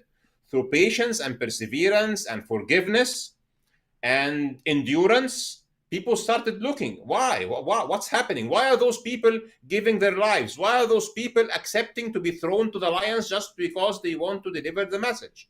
And then suddenly the Roman Empire turns Christian. And then suddenly Christian becomes the dominant culture in the world. What does the Roman Empire start wanting to do? They start wanting to evangelize Christianity. What happened when King David and then King Solomon were in charge of the Judaic tradition, or of the people of Israel? King Solomon started sending messages to Sheba and to all the nations around him, saying, I represent the truth. You have to pay homage to the house of Israel. Islam, being in its perspective the last message from God, wants to deliver the message of Islam to the end of the world. So if Islam comes to world power, it will try to establish a system like what is established today, like the United Nations, where the rules are coming from an Islamic origin. But now the question is, were rules that come from Islamic origin that are advocating for justice and freedom of religion and the proper way of life, where proper interpersonal values and proper business values and proper economic values are prevalent, is that a good thing or not? There is no coercion in religion in Islam. Everybody can live his life according to his religion, and you just need to pay tax. That's as simple as it is. Now, if a country, like what the Christians did and like what the Jews did, if a country says, no, we don't like this culture, we don't like the message of Allah to reach other people, we will be antagonistic against this new culture, we will try to destroy it, then Islam will stand in defense of what it sees as the truth. But the Muslim individuals in the Muslim community will deal at the best way with others who have other religions inside the Muslim community. And if they go to other communities in trade or in tourism or any other thing, they will behave as best as possible. Why? Because you said something very good when you were saying your thing. I think the way early Muslims looked at it was not what is best for the Muslim community, David. I think the way they looked at it is what is best for Islam.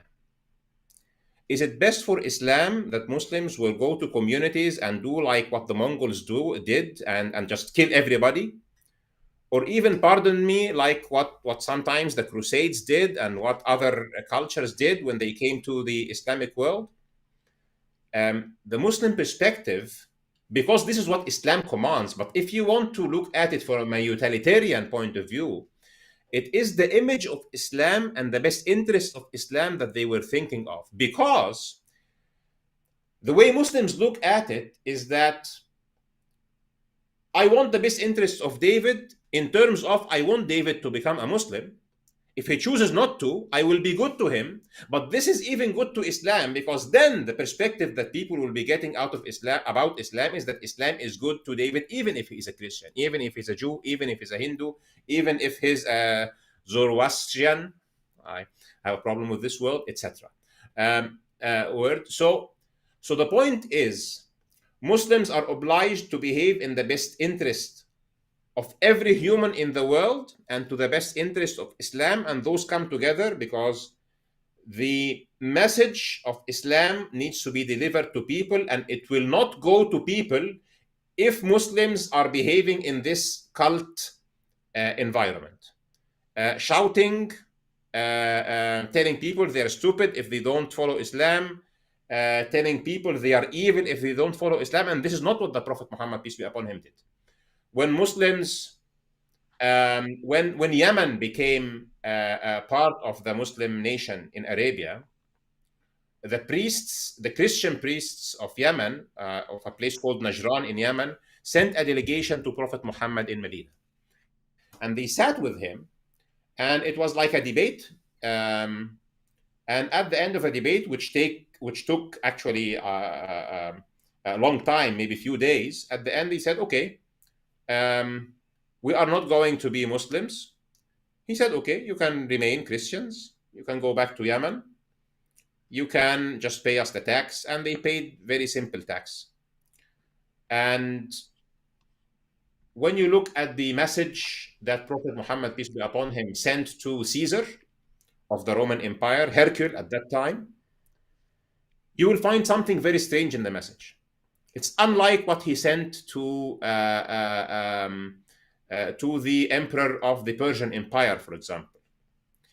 He said, become a Muslim and have peace. But if you don't, then the burden of the Aryans is on your shoulders. I'm not sure if you're aware of this message or not. In Arabic, it's فَعَلَيْكَ إِثْمُ الْأَرِيسِيِّينَ. So the burden of the Aryans are on your shoulders. Because at that time, Aryans were still, the followers of Arius. He was more or less Unitarian, were still persecuted under the Roman Empire. So it is very eye-catching that the Prophet sends to a Christian emperor, tells him that the burden or the sin of the persecution of another Christian sect is on your shoulders. So the message was, become Muslim, or at least deal with other people under your empire. Let Islam evangelize, and let other people under your empire that are following different Christian sects just be. Don't just keep persecuting people. So it has been the case that Islam started very friendly with Christianity, whether inside Mecca with people like Waraq ibn Nawfal, whether in Abyssinia with the king of Abyssinia. When Yemen came under Islamic rule, Yemeni Christians just were left to be. They just paid the tax. When the Muslim prophet sent a message to the Roman Caesar, he sent a message that tells him, take care that you are even persecuting Christians. So just to comment on what you were saying, it has not been a culture of shouting. When the Prophet Muhammad sent a message to Caesar Hercule, he said, from Muhammad, Prophet of Allah, to Caesar, the great ruler of the Romans. He didn't say to you polytheist, to you mushrik Caesar, to you who have corrupted this or that. He just talked to him in a good and nice way. There is a level of care in these messages. So I think, according to the Muslim belief, what is happening on both sides, whether on Christians who are just shouting at Muslims, or Muslims who are just shouting at Christians just because they are Muslims or just because they're Christians, this is not the way it's meant to be.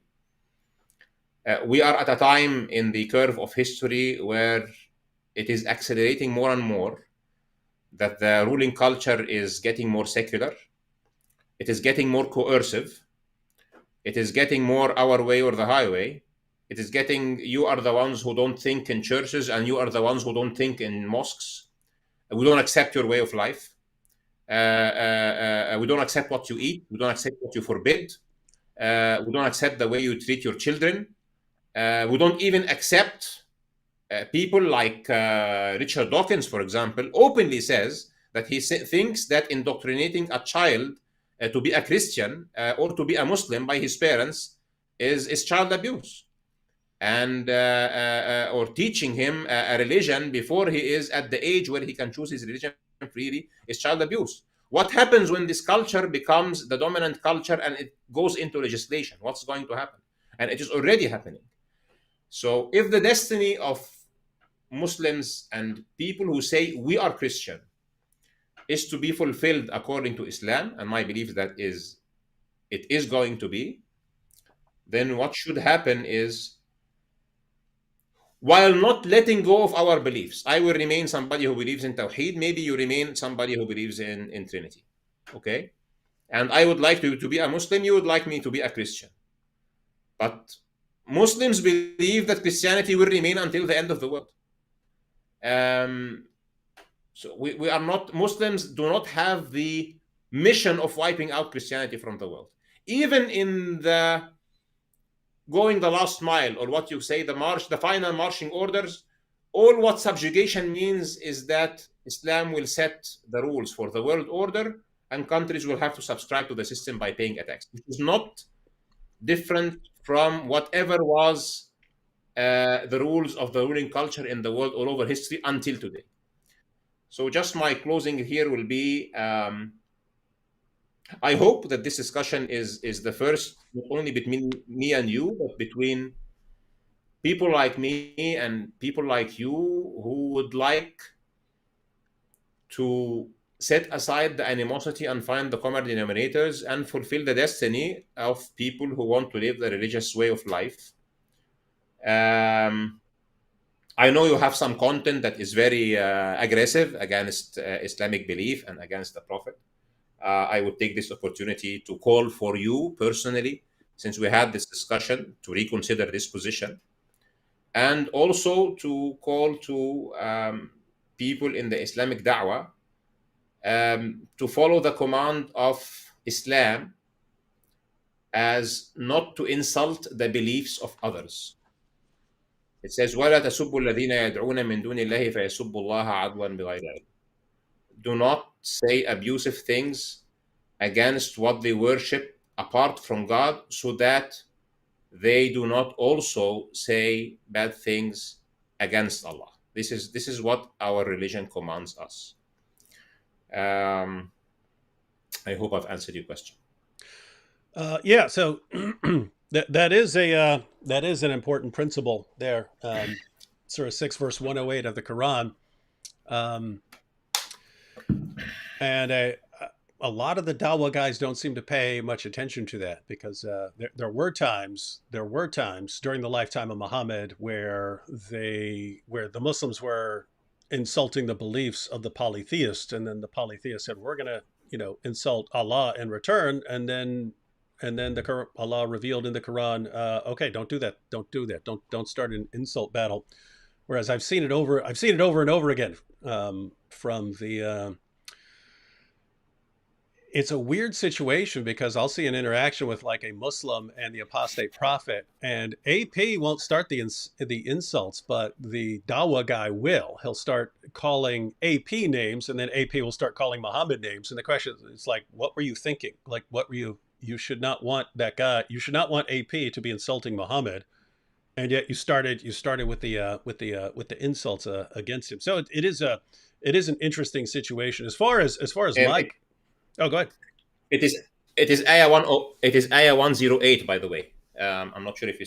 I think you Yeah, misspelled. Surah 6 108. Yeah, Surah 6 108. Yeah, right? yeah. All right. Yeah. Yeah. And 108. Yeah. And so, I mean, as far as my content, I pointed out, didn't start like that, and people are like, so what, are you just reacting to mean people? It's a weird situation, Ahmed, where if someone says, hey, if you make a cartoon of my prophet, I'll kill you. For years, I didn't do anything like that, but it gets to the point where if you're threatening to brutally murder people who do it, then all of a sudden I feel like I have to do it, because if I don't, then it's like I'm telling you that's a good way to get what you want, right? Like, hey, if you want us to do what you want, then just threaten to murder us. I will say, if no one's threatening to kill anyone or do any sort of horrible thing, I have zero inclination to go around tossing around insults. It is, but when people are saying do this and I'll kill you, or I'll kill your families, or I'll kill your friends, then I don't know. I feel like, okay, now I have to do that, because otherwise the message you're getting, that's the principle behind don't negotiate with terrorists, right? Because if a terrorist does something and then you say, okay, I'll give you what you want, then you've just encouraged more terrorism. If you say, under no circumstances am I giving you what you want, then you're sending the message, stop that tactic. You need a different one. You need a different approach. And so I think a lot of people in the world today need a different approach. And I'm glad that Ahmed and I were able to have a nice, calm discussion. Notice, everyone, I've said some really, really mean stuff about Muhammad over the years, but we're still able to have a nice, friendly conversation. Notice, I'm not here insulting Muhammad. Not here insulting Muhammad, not insulting the Quran. I give my perspective and so on. And so, guys, just keep in mind that this goes for everyone. In your interactions, you're sort of, we're all setting the tone for interactions with others. If you just immediately come with insults and abuse, you're probably going to get something similar in return. If you come with threats of violence and intimidation, you might not get threats of violence and intimidation in response, but it's not going to be a very friendly or fruitful discussion. With that said, if you do come with threats, you just don't complain when people then make fun of you or make fun of your position. Don't expect people to respect your position when the way you're approaching them is makes them absolutely not respect your position. So those are just some final thoughts there. I have the links again to Ahmed's YouTube channel, Finding Truth, and his website. Those are down in the description box if you want to check out, especially lots of issues on science. And yes, I agree, Ahmed. I'm looking forward to discussions in the future, not just with you, but really, I mean, anyone, guys, atheists, Christian, Muslims, Jews, Hindus, want to have nice friendly discussion. Happy to work together with everyone on that, because the topic here was, should Christians and Muslims unite against atheism?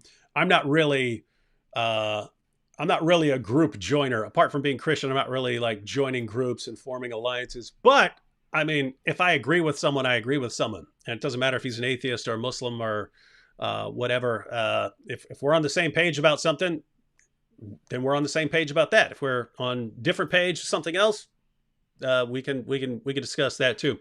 All right. Well, thanks to Ahmed for joining us. Thanks for everyone for watching, and we will catch y'all next time. Thank you.